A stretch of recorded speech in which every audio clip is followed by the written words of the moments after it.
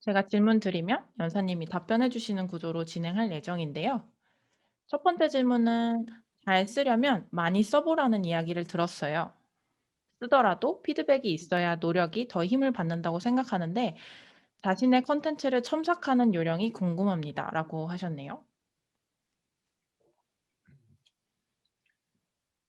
네, 할로윈이라 잠시 배경을 바꿨습니다. 많이 써보는 게 당연히 중요하고요. 아까 말씀드렸듯이 저는 이제 제가 쓴 글을 발행하기 전에 미리 이제 가까운 지인한테 먼저 보여줘서 첨삭을 좀 받는 편이고요. 그리고 아니면 글을 발행한 다음에 어쨌든 SNS에 한번 또 공유를 하잖아요. 뭐 페이스북이나 트위터나 이런 데 공유를 하다 보면 댓글 같은 걸 보면서 저의 논지에 동의하지 않는 사람들의 의견도 가끔 있어요. 이제 이런 걸 보면서 내가 글을 쓸 때 어떤 부분을 좀 오해 소지가 있게 썼구나라고 이제 역으로 피드백을 받을 때도 있고. 근데 가장 좋은 방법은 본인이 쓴 글을 저는 한번 음독해 보시라고 권유를 드리고 싶어요. 저는 이제 조금 더 이제 아날로그다 보니까 가끔 모바일로 일단 모바일이나 아니면 PC로 쓰잖아요. 그러면 글을 쓴 다음에 다시 한번 A4 용지에 출력을 하거든요. 그러면 이제 조금 더 시간을 두고 나서 걸어 다니면서 한번 읽어봐요, 그냥. 그러면 읽다 보면 이 말로 이게 좀 전달하는 게 어색한데 싶은 부분이 있으면 글 자체가 좀 문장이 어색한 경우가 많더라고요. 그래서 음독하는 방법도 되게 좋은 것 같아요. 왜냐면 말하듯이 자연스럽게 문장이 되면 그 글은 읽을 때도 되게 편안한 글이 되거든요. 네, 이상입니다. 다음 질문으로 넘어가겠습니다. 두 번째 질문은 웹상에 글을 올릴 때 후킹할 수 있는 제목을 짓는 비결이 있으실까요? 라고 하셨네요.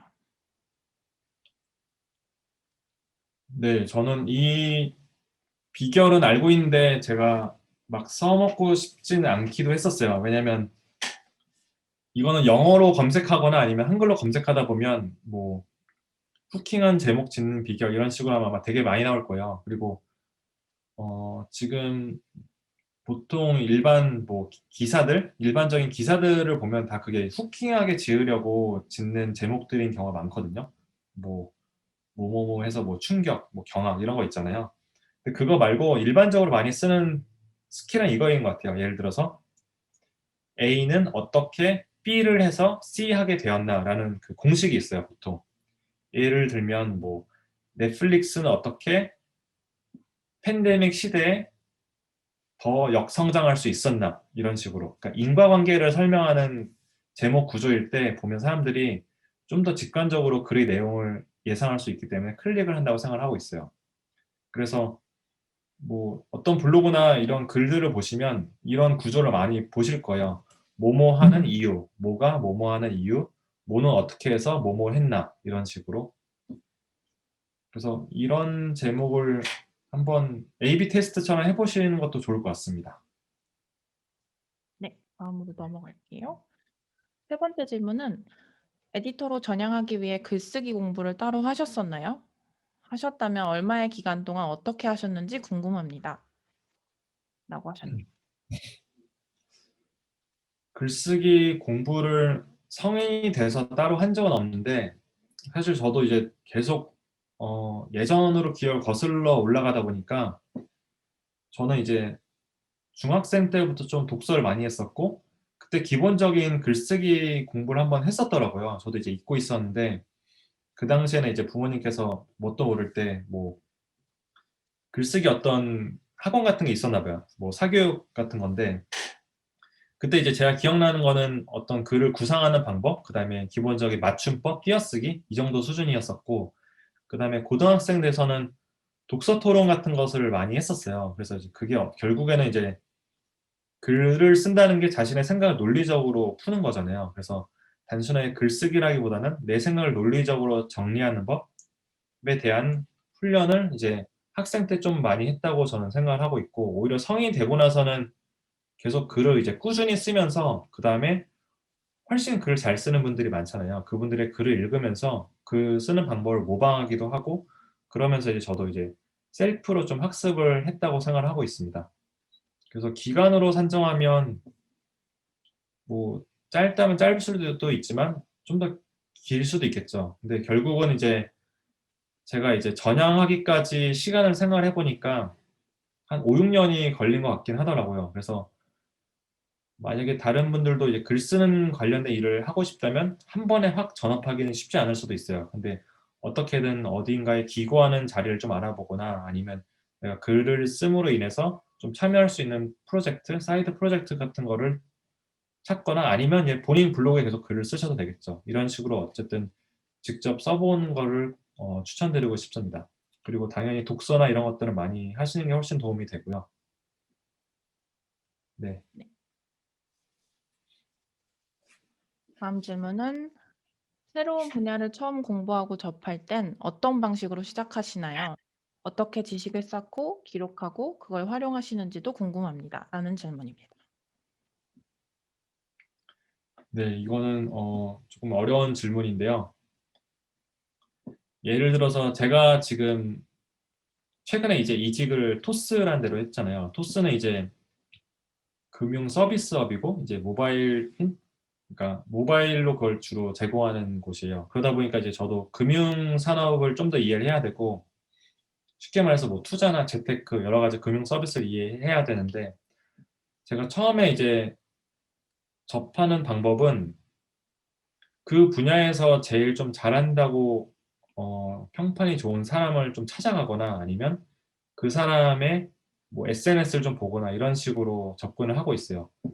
물론 요즘은 유튜브를 통해서 검색을 할 수도 있고 뭐 블로그나 이런 거 검색하면 꽤 많은 콘텐츠가 나오잖아요. 근데 그중에서도 되게 거짓된 정보도 많고 가짜 정보도 많아 가지고 요즘 시대는 오히려 그런 페이크 정보를 선별하는 게 더 에너지가 많이 들더라고요. 그래서 제일 좀 잘하는 사람 아니면 공신력이 있는 어떤 매체나 공신력이 있는 사람 물론 그 사람들을 찾기까지가 쉽진 않겠죠. 근데 이제 주변에 뭐 나의 관심사를 적극적으로 알리면 다 도움을 좀 주려는 편인 것 같아요.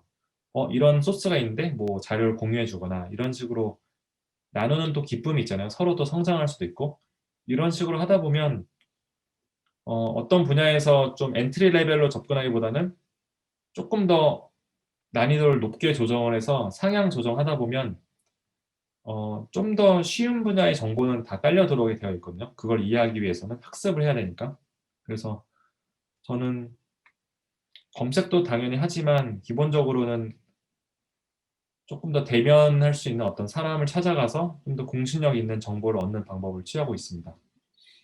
그리고 틈틈이 이제 그것들을 저도 이제 아카이브를 하죠. 어떤 뭐 제 SNS에 기록한다든지 아니면 아까 제가 필사하거나 노트 적은 거 보여 드렸잖아요. 이런 식으로 노트에도 되게 많이 정리를 하고 있습니다. 네. 네. 마지막 질문인데요. 가장 많이 물어보셨던 내용이기도 합니다. 글감의 영감을 어디서 얻으시는지 궁금합니다. 좋은 문장이나 단어들을 따로 기록하거나 보관하고 관리하는 노하우가 있으신지도 궁금해요. 라고 하셨습니다. 네. 이거 좋은 질문입니다. 저도 이제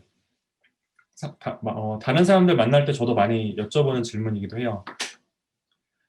글감의 영감은 오히려 저는 되게 일상생활에서 되게 많이 받는 편인데 예를 들어서 제가 테니스를 취미로 치거든요. 테니스 레슨을 받는데 테니스를 치다 보면 테니스에 연관된 또 영감들이 되게 많아요. 뭐 인스타그램에서 유명한 테니스 선수를 팔로잉 하다 보면 그들이 되게 또 스포츠 선수들이 주옥 같은 어록들이 있거든요. 그러면 '아 이런 말 진짜 좋다.' 그러면 뭐 메모장에 메모를 하기도 하고 아니면 저는 개인적으로는 근데 직접 손으로 쓰시는 걸 늘 권장을 드려요. 그래서 제가 몇 가지 노트를 좀 보여 드리려고 가져왔는데 이게 이게 안 보이네요. 예. 생략하겠습니다. 배경 한번 끄고 다시 해 볼게요. 저는 손으로 쓰는 게 되게 중요하다고 느끼는 게 물론 많은 분들이 뭐 에버노트나 노션이나 이런 거 많이 쓰시는 걸로 알고 있어요. 근데 저는 디지털화된 기록은 그만큼 어 금방 또 휘발된다고 느끼는 편이에요. 왜냐하면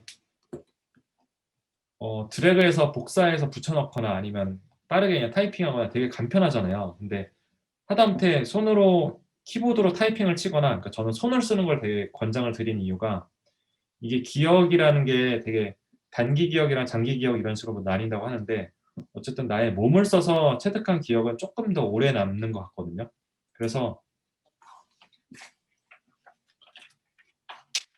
뭐 예를 들어서 제가 예전에 이제 썼던 메모들인데 뭐 영어로 썼던 거예요. 근데 당연히 자세한 내용은 기억은 안 나요. 근데 제가 어쨌든 손을 써서 직접 필사하는 행위를 했기 때문에 나중에 아, 내가 이걸 손으로 썼었지 정도는 기억이 나요. 그다음에 실물이 남아 있다 보니까 이 좋은 문장이나 단어들을 빨리빨리 찾기가 되게 좋아요. 근데 이제 디지털화된 메모들은 진짜 본인이 체계적으로 관리하지 않는 이상은 되게 파편화돼 있어 가지고 제가 이제 그거를 좀 잘 활용을 못하는 걸 수도 있어요. 그래서 저는 이제 기본적으로는 수첩이나 공책 같은 거를 활용하는 방법을 추천드리고 싶고요.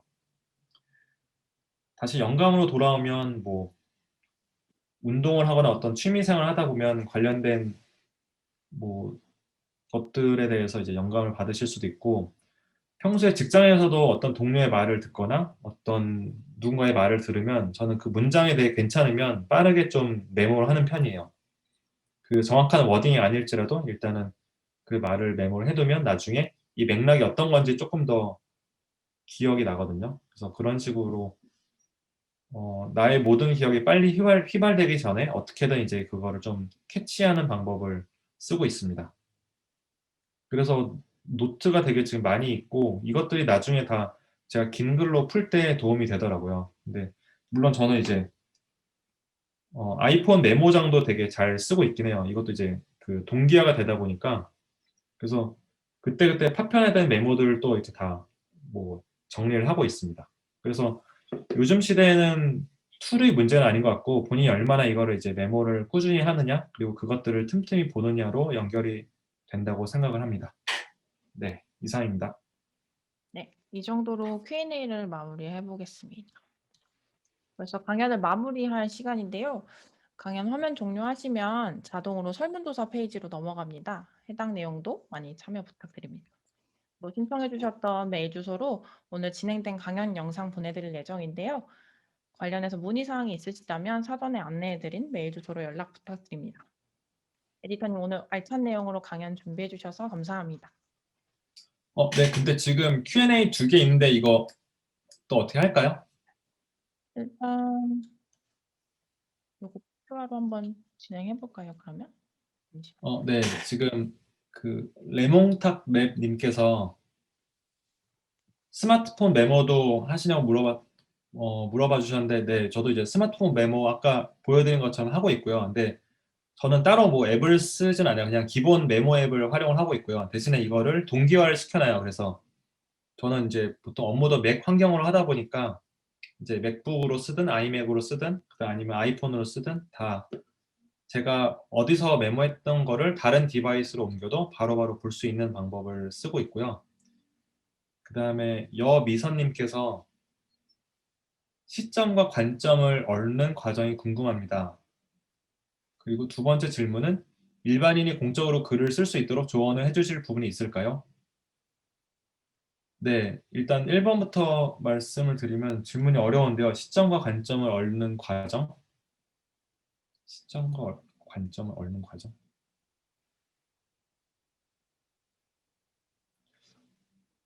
기본적으로 저는 이제 글을 쓰는 방법은 되게 여러 가지가 있는데, 저는 좀 건축을 아무래도 전공했잖아요. 그래서 글의 구조를 되게 좀 짜려는 편이에요. 근데 이제 그 구조를 짠다는 게 거창한 게 아니라 내가 예를 들어 긴 글을 쓰더라도 이 글이 전하고자 하는 메시지를 아까 뭐 설명드린 것처럼 예를 들어 두세 문장으로 압축시킬 수 있는가?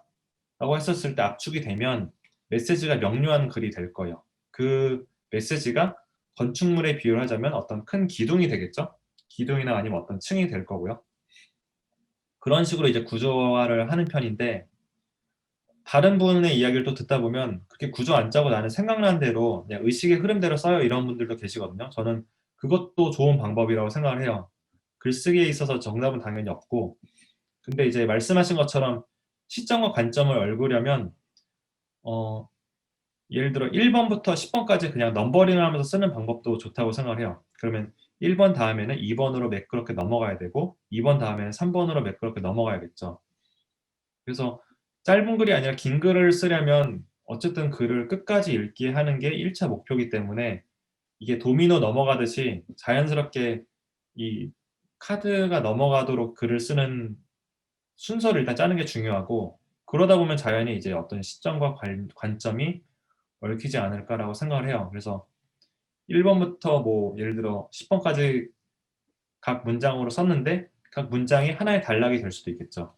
근데 넘어가는 과정이 매끄럽지 않으면 그 사이에 뭔가 중간 연결다리를 다시 넣기도 하고, 아 이게 너무 억지스럽다 그러면 과감하게 드러내는 것도 방법입니다. 그리고 두 번째로 공적으로 글을 쓸 수 있도록 조언을 해 주시는 거는, 조언은 결국은 저는 글을 대부분 프라이빗 계정에 올리실 수도 있고 아니면 자신의 노트에 쓰고 나만 본 걸 수도 있잖아요. 나만 보는 글은 당연히 이제 일기가 되겠죠. 근데 공적인 글쓰기라는 건 결국 저는 온라인 공간에 발행을 한다고 생각을 해요. 그러니까 남이 내 글을 읽는 순간 나의 글이 공적인 글이 되거든요. 이거를 뭐 블로그에 올리거나 홈페이지에 올리거나 아니면 글을 어디다 올리든 그거는 최초에 쓰는 공간은 중요하진 않은 것 같고, 그 글을 남한테 이제 "나 이런 글을 썼어요."라고 알리는 공간이 중요하다고 생각을 해요. 그래서 요즘 같은 경우는 뭐 페이스북이나 트위터나 인스타그램이나 그 공적인 영역은 되게 많아진 것 같아요. 그래서 그런 곳에 이제 꼭 그 글을 공개해 주시기를 늘 부탁을 드려요. 근데 많은 분들이 그 글을 공개하는 것 자체를 되게 꺼려하시기도 하고, 아 이거는 나만의 너무 상처받았던 이야기라든지 아니면 좀 사무친 기억이야 이래서 답변을 꺼리시기도 하거든요. 근데 어쨌든 진솔하게 공개를 하다 보면 그 글이 의외로 또 되게 많은 공감을 사는 경우도 있더라고요. 그래서 그런 식으로 꼭 저는 올리시기를 권장을 드립니다. 그리고 마지막으로 이것까지만 받을게요. 그러면 라띠님께서 글 쓰는 말투를 고르는 게 어려운데 어떤 말투를 고르는 게 좋을까요? 이거는 본인이 평소에 하시는 말투를 한번 녹음해서 저는 역으로 녹음한 데만 들어보시면 어떨까 싶어요. 아니면 그걸 한번 녹취를 풀어보시면 '아 내가 평소에 이런 식으로 말을 하는구나.'라고 역으로 자기 객관화가 되지 않을까요? 그래서 이것도 역시 정답은 없는 것 같습니다. 저도 이제 글 쓰는 말투는 저는 좀 차분하게 하려고 하는 편인데 역으로 저는 그래서 발랄한 말투를 잘 못 쓰거든요. 사람 자체가 발랄하진 못해서. 근데 그런 쪽으로 되게 짧은 글을 통통 튀게 쓰는 분들이 있어요. 근데 그거는 억지로 그렇게 되는 것 같진 않고, 아니면 그 어떤 페르소나로 빙의를 해야 되는데 보통은 그 사람이 평소에 이제 커뮤니케이션 하는 습관이 결국 글로 다 반영된다고 생각을 하고 있어요. 그래서 라띠님 본인의 말투를 한번 관찰해 보시고 그걸 글로 풀어 보시면 어떨까 싶습니다. 네, 네. 감사합니다. 추가 질문까지 진행해 주셨습니다.